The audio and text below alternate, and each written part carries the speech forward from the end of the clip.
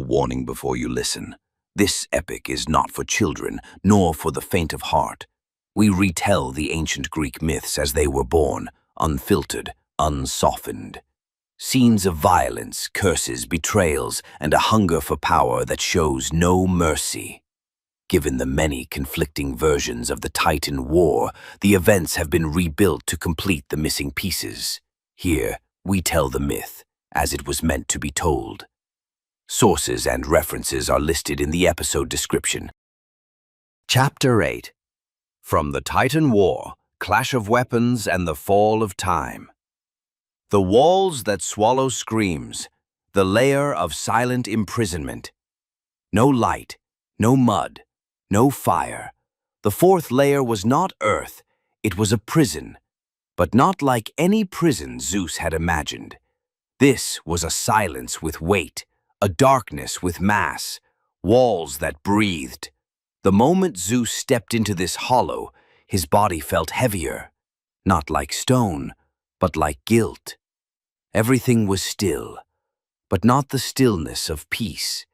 This was the stillness of death, learning how to breathe. His footsteps made no sound. His voice struck nothing, as if the walls devoured sound before it was ever born. Here, every scream vanished.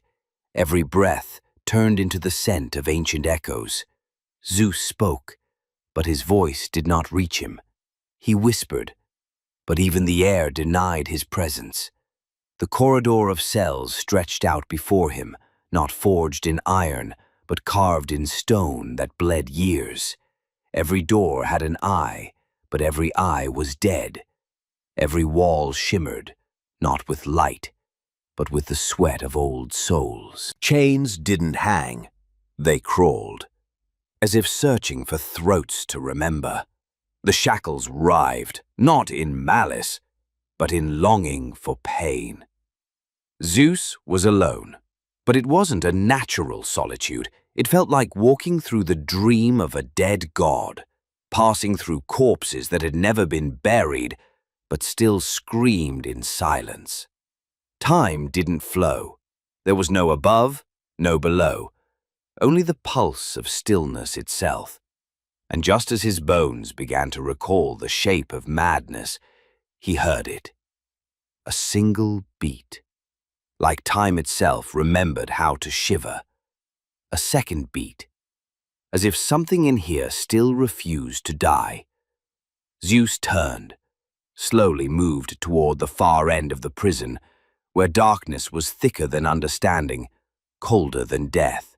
Then he saw it, one eye, open, not speaking, but seeing everything. A red eye that did not blink, did not ask who. It said, "Finally!" It was the Cyclops, not dead, still there, imprisoned in a cage whose door would never open, but whose heart had never closed.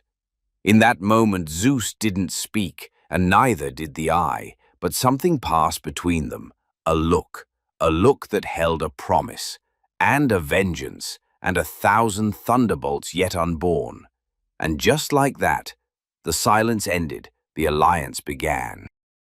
This chapter of the epic has come to an end, but remember, what you've just heard is not a record of facts, but the echo of a myth, a story born from the imagination of the ancients, etched into the long memory of humankind. If this tale stirred something in you, if it opened a door to reflection or wonder, don't forget to support the channel and share the journey with those you love. And in the comments, tell us which moment in this chapter struck you the most and why. We'll meet again in the next chapter of this audio odyssey through time. Until then, farewell.